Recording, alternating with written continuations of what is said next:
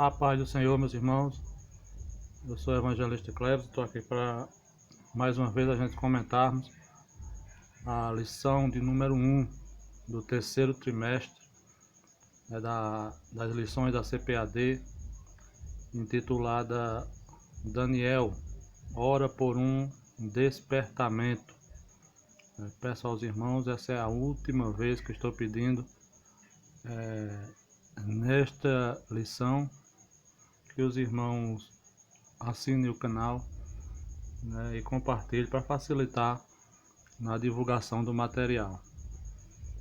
Como você já sabe, a CPAD não lançou lição para esse trimestre devido à pandemia, e nós estamos trabalhando com essa lição que é de 1993, de 93, mas ela está com um assunto muito atual, muito atual.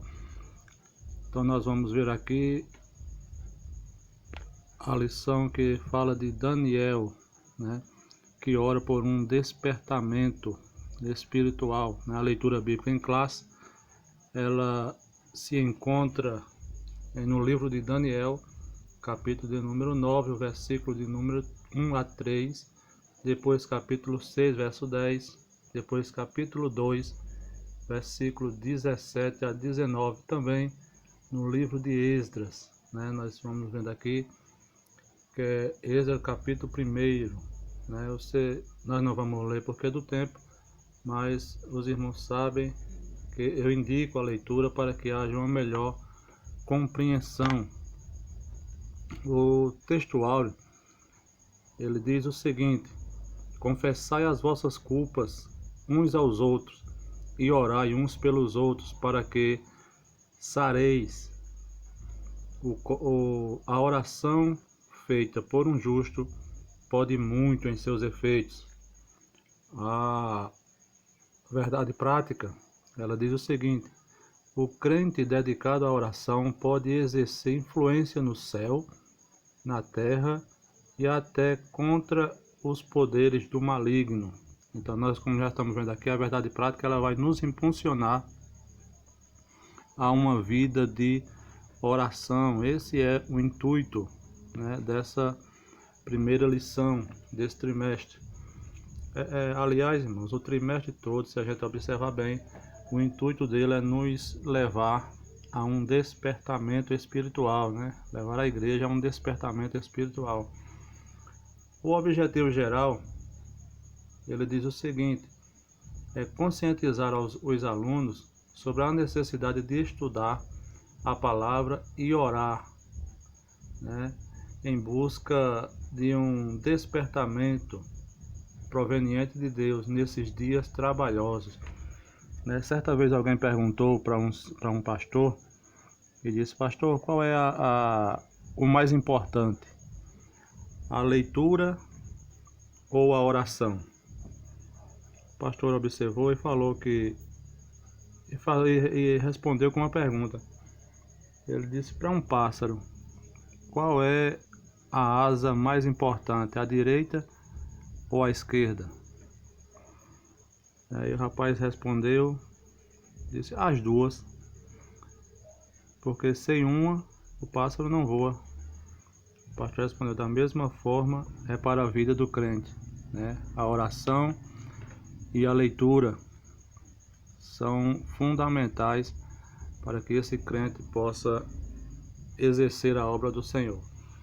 Objetivos específicos estão divididos em 3. O primeiro é apresentar os motivos que levaram Daniel a ser despertado para a oração.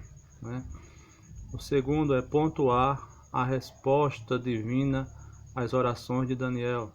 O terceiro é destacar o resultado de um despertamento proveniente de Deus. A nossa introdução diz o seguinte: os crentes fiéis brilham como luz e resplandecem no meio de uma geração corrompida e perversa. Filipenses capítulo de número 2. Assim Daniel quando no ano 606 a.C. foi levado cativo para a Babilônia. Era ainda muito jovem, tinha cerca de 15 anos.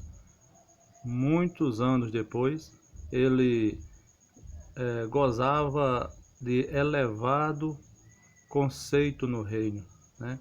Então, a gente percebe que Daniel foi levado para a Babilônia sendo um jovem ainda, e sendo jovem, ele permaneceu fiel, né? Daniel é o nosso personagem principal dessa lição. E vale a pena a gente citar algumas coisas sobre esse profeta Daniel, né? Trazer um breve resumo. O nome de Daniel significa Deus é o meu juiz, né? Isso está lá em Primeiras Crônicas, capítulo 3, verso 1. Possivelmente nascido em Jerusalém, Daniel 9, 24. Levado para a Babilônia por Nabucodonosor na primeira leva de deportados em 605 e 606, como está lá em Jeremias, capítulo 25, no versículo 1, depois 46 e o verso 2.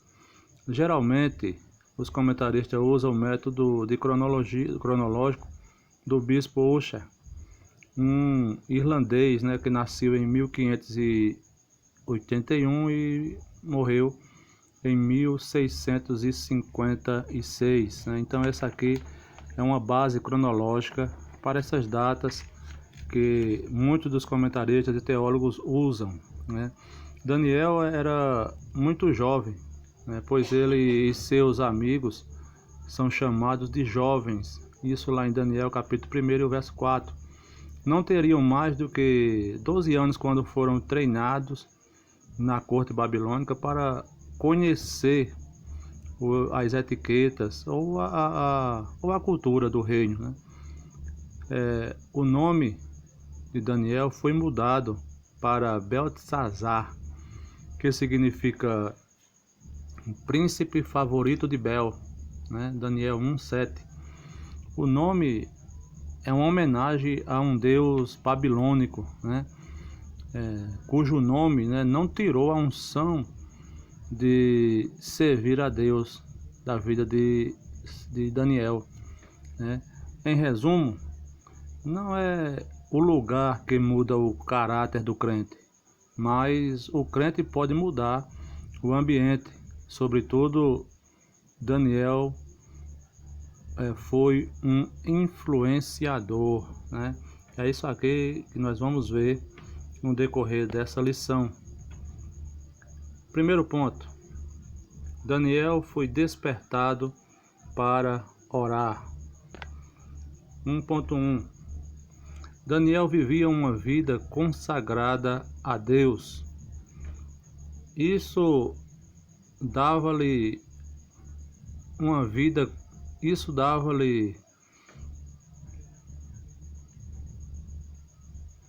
condições de orar.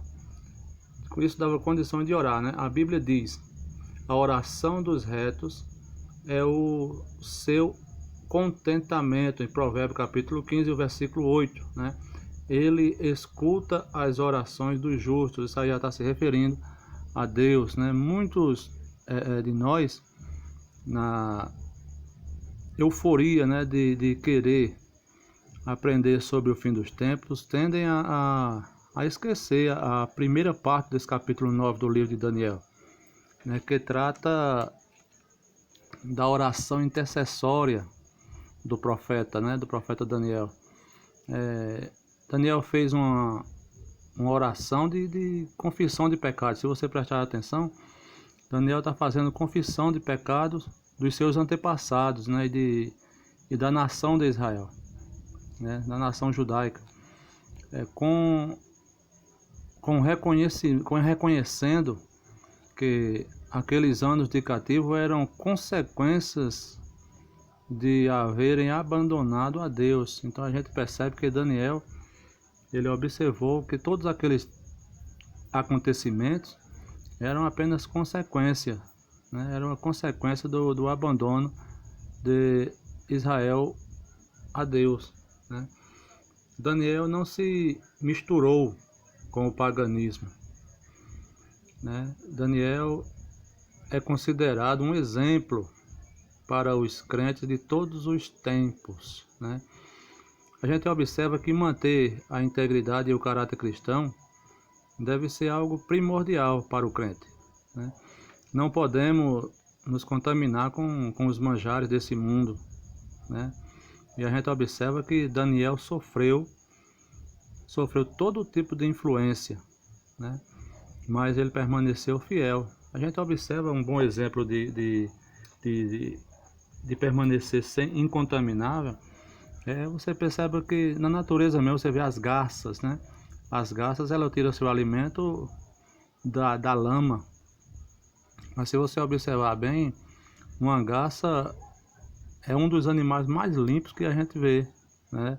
A sua penagem é branca, né, em sua totalidade. Então é assim que o crente deve viver, né? Viver num mundo contaminado sem se contaminar. A gente observa que Daniel decidiu, né? A Bíblia diz que Daniel decidiu não se contaminar. Então essa não contaminação é uma questão de decisão de cada um, né? A gente sabe que o inimigo ele está à volta, buscando a quem possa tragar, mas a Bíblia diz resistir-lhe, né? Resista e ele fugirá de vós. É isso que Daniel fez em meio àquela situação. Daniel permaneceu firme por opção, ele decidiu. 1.2. A estatura espiritual de Daniel capacita-o para enfrentar verdadeiros combates em oração.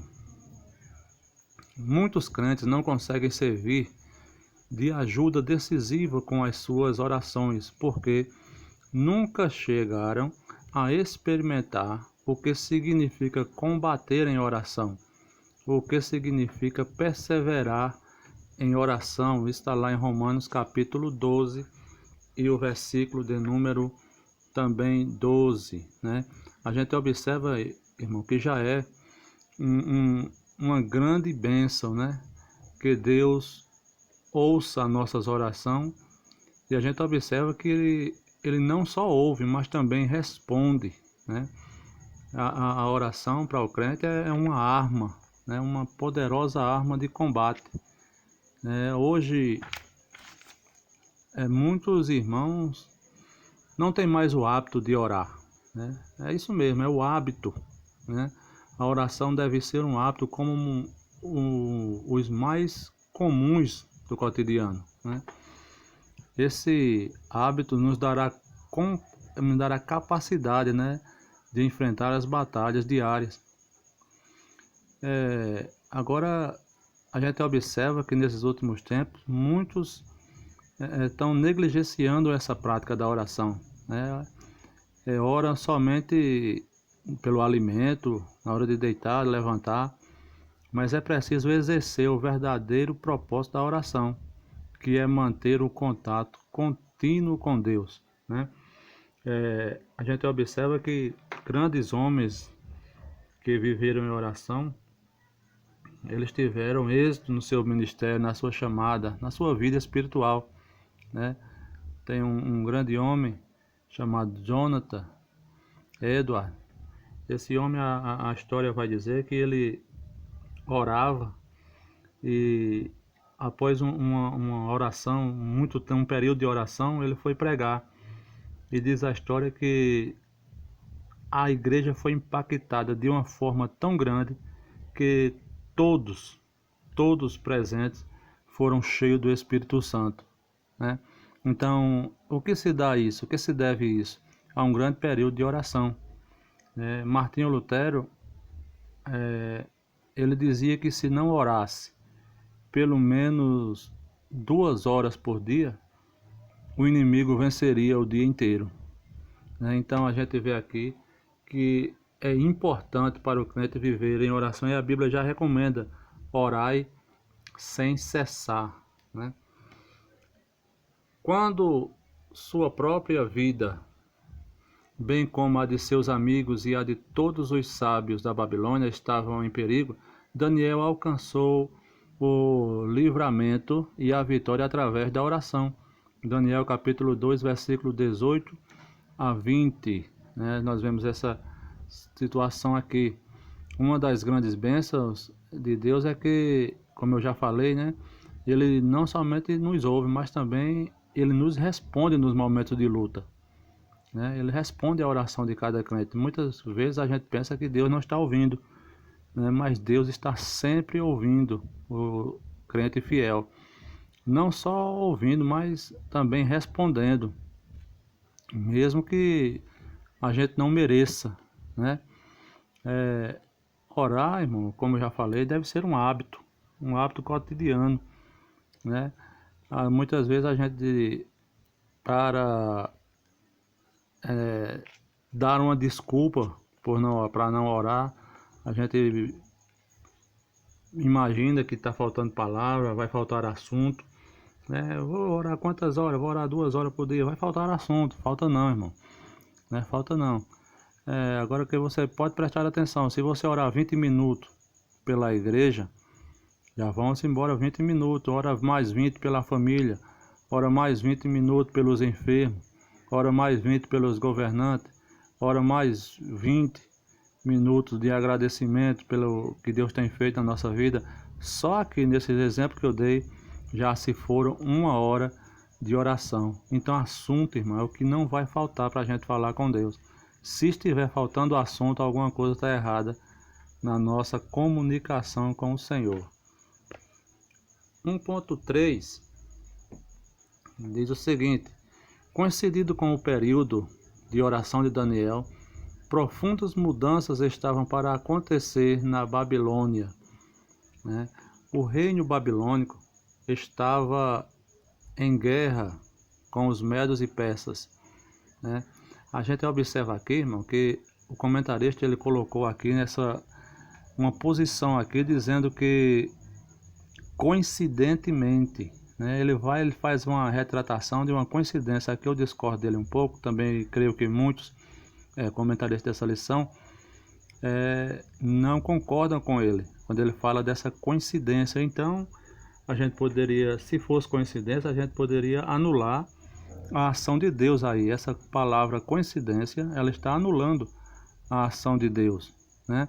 Porque aquele ato ali eu entendo como um ato soberano de Deus, é a vontade de Deus agindo, né?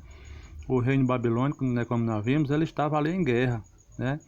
A história bíblica revela que esse período estava havendo uma guerra entre essas potências, né? A Babilônia foi atacada pelos medos e persas, e a história relata que a Babilônia caiu mediante esse ataque. E agora quem reina é Ciro. Partindo daí, né, pode prestar atenção que Deus começa a executar os seus planos, que sempre vem no tempo certo, né? Sempre vem no tempo certo. Não há coincidência, né? É projeto, é plano de Deus que está em execução, começa a entrar em execução no tempo oportuno, no tempo certo da vontade de Deus. O rei de Babilônia era na época Nabonido. Seu filho Belsazar estava na capital, né? Estava na capital, a cidade da Babilônia, né? A trabalho, e organizou grandes festas para seus grandes, né? Nós bem sabemos que Nabucodonosor tomou os vasos, né, da casa do Senhor e o levou para a Babilônia. E que Belsazar, né, a história relata que ele deu uma festa, né, uma festa, e quando já estava embriagado, né, resolveu zombar de Deus, das coisas sagradas, né, ou das coisas de Deus. Isso foi aí que foi a gota d'água, né? Deus resolveu agir e deu a sentença escrevida na parede, né? O que eu digo é uma frase que se ouve muito, Pode brincar com o pastor, brinque com o bispo, brinque com quem quer que seja, mas não brinque com as coisas de Deus, né? Não brinque com as coisas de Deus, porque se tem uma coisa que Deus é zeloso com aquilo que é seu, com aquilo que lhe pertence, né? Então é preciso ter cuidado. Belsazar, ele foi eliminado, perdeu tudo, né? Perdeu o reino, porque Deus escreveu ali a sentença e a Bíblia diz que nenhum sábio ali conseguiu interpretar, né? É aí que Daniel entra na história para interpretar o que estava escrito na parede, que era uma sentença. E a gente observa, irmão, que Daniel manteve a sua integridade e não quis massagear o ego do rei, né? Ele falou a verdade. É assim que tem que ser a vida do crente. Ele tem que estar com a verdade, doa em quem doer, né? Estando já embriagado, mandou trazer os vasos sagrados que o rei Nabucodonosor havia trazido do templo de Deus em Jerusalém e havia colocado no templo pagão da Babilônia. É isso que estamos falando, né? A Bíblia fala da longanimidade de Deus. Claro que nós entendemos e sabemos que Deus é longano, mas Deus no seu tempo faz justiça, né, a todas as afrontas dos pecados dos homens. Foi isso que aconteceu. Deus deu a sentença, né? Assim tem agido muitos homens que, por causa da longanimidade de Deus, pensam que a cobrança não vem, né? Pensa que não vai acontecer, pensa que escapou, né? Escapou das mãos de Deus, mas a Bíblia diz que das mãos dele ninguém escapa, né? Mas com certeza a justiça de Deus ela chega, né? Pois como está escrito que Deus não tem o culpado por inocente, né? E a tudo que o homem plantar, irmão, ele vai colher, sem sombra de dúvida. Houve então uma intervenção divina. O rei viu que dedos de mão de homem escreviam na parede de fronte do castiçal. Daniel capítulo 5 e o versículo 5, né? Deus interviu de uma forma, a gente observa que essa intervenção divina foi de uma forma espantosa, né? Escrevendo na parede com o dedo, e ninguém soube interpretar a escrita da parede, né? Senão Daniel, né? O que estava escrito dividido foi o teu reino, e deu-se aos medos e aos persas. Naquela mesma noite, Belsazar foi morto, né? É o que eu repito, disse e repito, de Deus não se zomba, né? Muitos exemplos na história da humanidade temos visto acerca disso. Segundo ponto, a resposta às orações de Daniel. 2.1. A Bíblia relata o que realmente aconteceu. No primeiro ano de Ciro, rei da Pérsia, para que se cumprisse a palavra do Senhor por boca de Jeremias, por vontade, né, e por mão de Deus, moveu-se o coração de Ciro. Observe aqui e destaque essa palavra, por vontade e por mão de Deus, né?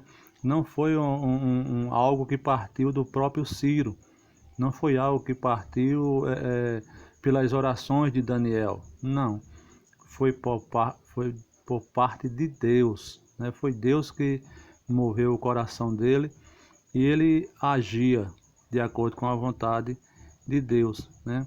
O despertamento de Ciro para edificar a casa do Senhor em Jerusalém, isso era cumprimento, né? A gente observa que isso era um cumprimento da palavra de Deus, por boca de Jeremias lá, que profetizou que 70 anos, os 70 anos de cativeiro, né? E aí que entra o Salmo 126, né, que fala da alegria que eles retornavam para casa, né, e com bastante ouro, né. Isso nos fala de restituição, né. O decreto de Ciro dizia que os judeus tinham que ser recompensados pelo trabalho, né, que eles tiveram sem lucrar nada ali na Babilônia. Né. O livro de Êxodo começa a partir do decreto de Ciro, né. A gente vai observando que nesse período aqui o povo vai na casa dos babilônicos e ali eu imagino eles apresentando o decreto e pegando o que tivesse de valor na casa, porque era decreto de Ciro que o povo saísse com as suas provisões, né, como se fosse a sua recompensa pelos anos de trabalho, né. Deus é quem trabalhou no coração de Ciro e fez com que isso acontecesse. 2.2. Conforme essa declaração de Ciro, estava cumprida a promessa divina dada através do profeta Jeremias, né? Primeira coisa, a gente observa que tudo aconteceu, né, como diz a Bíblia, né? Que diz que Deus é poderoso para fazer abundantemente mais do que daquilo que pedimos ou pensamos. Vamos ver o que é que aconteceu. Primeiro, todos os judeus seriam libertados para voltarem a Judá, caso quisessem, né? A gente observa aqui, irmão, que o decreto de Ciro, ele não obrigava que o judeu saísse, né? Não obrigava, mas que cada um que quisesse retornar para Jerusalém, podiam retornar, e isso prova, né, que Deus não falha em suas promessas. Era a liberdade prometida na palavra do Senhor, predita por Jeremias. Deus não falha, irmãos. Deus não falha, né? Receberam permissão para reedificar o templo. Observe aqui que houve uma restituição, né, das riquezas que foi usurpada por Nabucodonosor. E o povo saía a recolher o ouro, prata, gado, o que tivesse, tributo, né, dos povos da região. Né, os tributos do povo da região eles recolhiam com ordem e decreto de Ciro, que também tinham que ofertar, né? Eles não somente traziam o tributo ao povo, mas também os babilônicos tinham que ofertar voluntariamente pela construção do templo de Israel. Observe aqui que são dois tipos.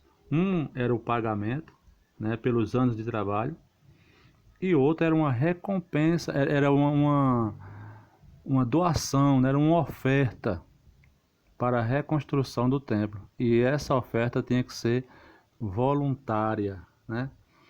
Todas as despesas, da construção do templo deveriam ser tiradas dos tributos da além do rio, né? Como nós estamos vendo aqui, todas as despesas deviam ser tiradas dos tributos da além do rio. Além, a gente observa que além de eles dar o ouro, além de dar prata, ainda tinham que ofertar voluntariamente com a construção do templo. Ou seja, tudo aquilo que o povo recebeu de volta era seu, né? Era seu, de fato. E as doações, a oferta para a construção do templo era outra coisa, né? Era para o templo. O terceiro ponto, ele fala o seguinte: o resultado de um despertamento proveniente de Deus. 3.1. o rei Ciro foi despertado em seu espírito. A gente observa o seguinte: despertou o Senhor o espírito de Ciro, do rei Ciro, está em Esdras 1:1, né? A gente vai observando, irmão, que esse despertamento de Ciro foi real, né? Não foi algo mentiroso, né? Foi um despertamento real, verídico, de dentro, que ocorre de dentro do ser humano para fora, né? O verdadeiro despertamento, a gente observa aqui, irmão, que não se dá por meio de frequência, de culto, de emocionalismo, de movimento, mas é pela ação do Espírito Santo no crente, mostrando o qual pequeno ele é, né? O qual necessitado ele é, né? O propósito do despertamento é mostrar para você o quanto você precisa de Deus, né? Entretanto, esse despertamento gerado pelo Espírito pode trazer consigo movimento, pode trazer consigo emoção, porque na verdade nós somos seres emocionais e externar aquilo que sentimos é algo muito comum, né? Talvez por meio do seu contato com Daniel, é que Ciro veio a conhecer a Deus e talvez até mesmo o adorasse, né? Com certeza fica exposto aqui que o crente fiel pode influenciar até mesmo um rei como Ciro, né? Ciro que não conhecia o Senhor, como diz lá em Isaías, né? Ciro que teve uma vida totalmente ligada à idolatria, né? Porém, Deus o quis fazer assim desse fato, né? Quis fazer um reviravolta na vida de Ciro, né? E tudo isso, como nós vimos, não vem por ocasião, assim entendo, das orações de Daniel, mas porque Deus assim o quis e já estava predito, né? 200 anos antes, Deus já estava falando acerca de Ciro, né? Ciro teve uma experiência pessoal com Deus no seu coração e passou a compreender as realidades de Deus que ele antes ignorava, né? Que ele antes ignorava. A gente vai observando o seguinte, né? Ciro passou a ver como Deus, a ver Deus como o Senhor dos céus, né? A ver Deus como o Senhor dos céus. Isso está lá em Êxodo capítulo 1 e o verso 2. E a gente observa também, irmão, que o grande rei, o Nabucodonosor, ele demorou muito, né? Demorou muito para entender essa lição, né? Ele se exaltou, né? Nabucodonosor se exaltou, porque ele tinha uma cidade muito bonita, que essa cidade, irmão, que evoluiu muito, né? Evoluiu muito quando foi governada, né, pelo o Hammurabi, né?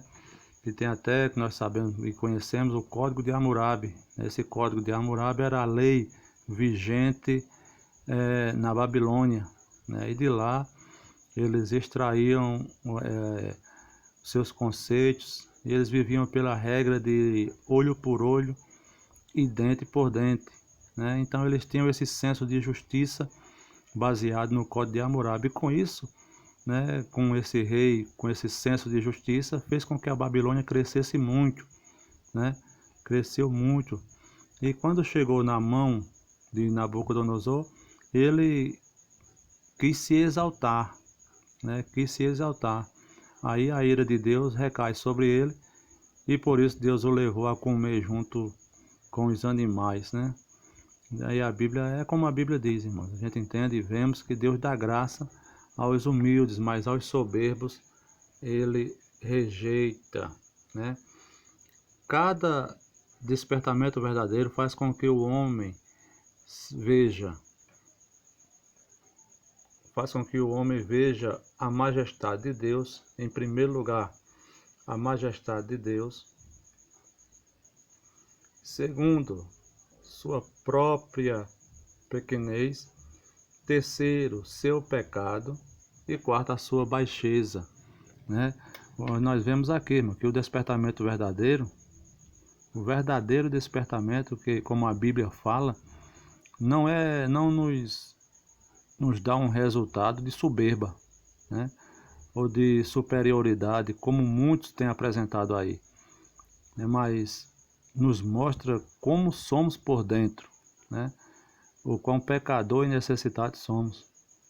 O exemplo de Isaías mostra isso, né? Que Isaías, no capítulo de número 6, ele diz: ai de mim que vou perecendo. Né? Isaías não vai apontar para os outros, não vai se sentir maior, não vai se sentir grande, privilegiado porque teve aquela visão, não.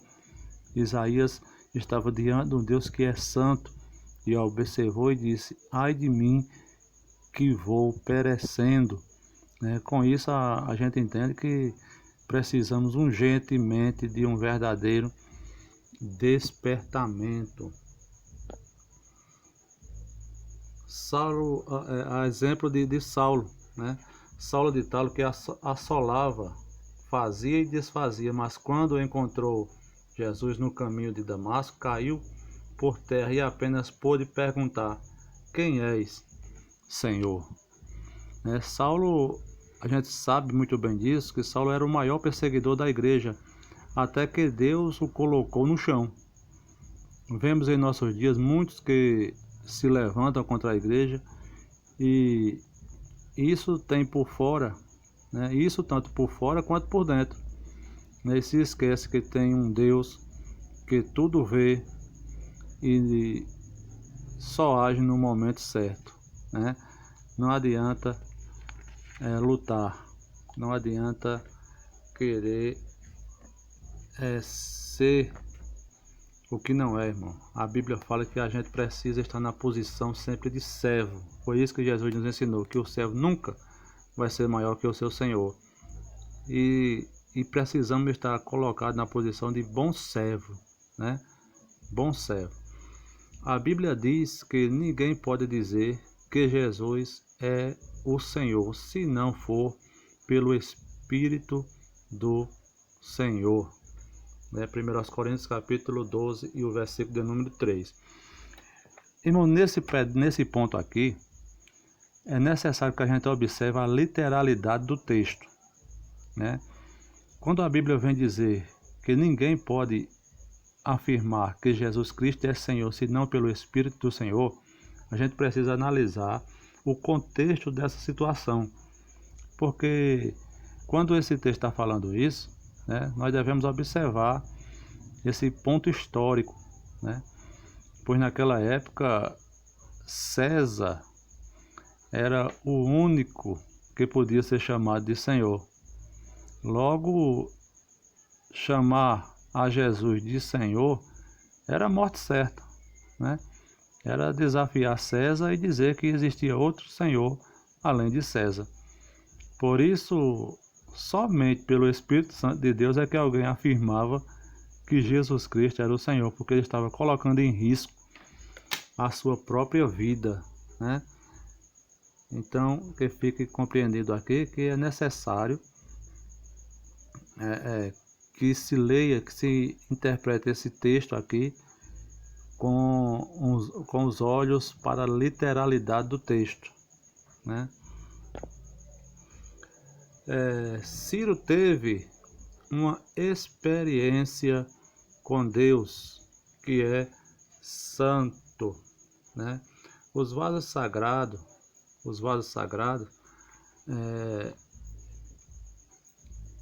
haviam sido roubados no templo de Jerusalém por Nabucodonosor e guardados no templo pagão, né, da Babilônia, né? E agora Ciro era o responsável por eles, e mesmo sendo esses vasos valiosos, ele queria voluntariamente devolvê-los, né? Fica claro aqui, irmão, esse acontecimento mostra que estava acontecendo no interior de Ciro, né? A primeira coisa que estava acontecendo era o desapego às coisas materiais, né? Apesar do valor dos vasos, ele quis voluntariamente devolver, né? E a gente aprende aqui com isso que o nosso real valor não está nas coisas que temos, mas no que nos tornamos quando conquistamos, né? Eu vou repetir isso aqui, irmãos. Olha, o nosso real valor não está nas coisas que temos, mas no que nos tornamos quando conquistamos, né? Seja um bem ou uma posição elevada, devemos nos lembrar que de uma coisa: tudo é de Deus, né? Deus é dono de tudo, né? Inclusive seu dono e dono de mim também. Assim acontece sempre em cada despertamento verdadeiro. Quando Zaqueu teve seu encontro com Jesus, quis devolver o que havia ganhado com usura. Lucas capítulo 19 e o verso 8. Né? Esse aqui é um grande exemplo de um real encontro com Deus. O que houve naquela ocasião é chamado de convenção, né? Ou seja, mudança no interior, né? A verdadeira convenção é de dentro para fora. Não está na roupa, no carro, não está no cartão, não está na pregação, não está na eloquência, mas está no seu interior, né? Está no coração. Então Zaqueu demonstrou que quando ele encontrou-se com Jesus, algo diferente aconteceu dentro dele. E isso preencheu o vazio que Zaqueu sentia dentro de si mesmo. 3.2. O rei Ciro recebeu bênçãos espirituais, né? O rei Ciro recebeu as bênçãos espirituais. O profeta Isaías, 200 anos antes, profetizou acerca de Ciro, chamando-o de ungido do Senhor. A gente observa que são poucos na Bíblia que são chamados de ungido do Senhor, ou escolhido, né, para um propósito, separado para um propósito. Aí então fica claro aqui, que a gente observa que esses acontecimentos não foram em virtude das orações de Daniel, né? Ciro já estava sido separado, o propósito de Deus já estava feito, e no momento oportuno, Deus fez com que todo o projeto acontecesse, né? E a oração de Daniel, irmão? A oração de Daniel vem em virtude do seu conhecimento da palavra, né? Pode prestar atenção que o texto vai dizer que Daniel, observando as escrituras, entendeu, né? Ele entendeu que aquele momento era o cumprimento do que estava escrito na palavra de Deus, né? Isso nos permite entender que o Espírito Santo deve ter-lhe proporcionado alguma bênção espiritual, claro, irmão, óbvio, né? Todo crente que se submete à vontade de Deus, Deus vai recompensá-lo com bênçãos espirituais, né? Então cabe a nós, irmãos, nos entregar a Deus sem reserva, né? Sem reserva, e assim deixar que o Espírito Santo haja em nossa vida, né? Então a conclusão, ela diz o seguinte: cada despertamento traz bênção para o coração do crente fiel, né? Então eu quero agradecer a você que assistiu esse vídeo até o final, e que Deus abençoe. Na próxima semana estaremos de volta trazendo mais um resumo, uma aula, mais uma lição, e uma lição comentada para o nosso enriquecimento espiritual, né? Que Deus abençoe a todos em o nome do Senhor Jesus.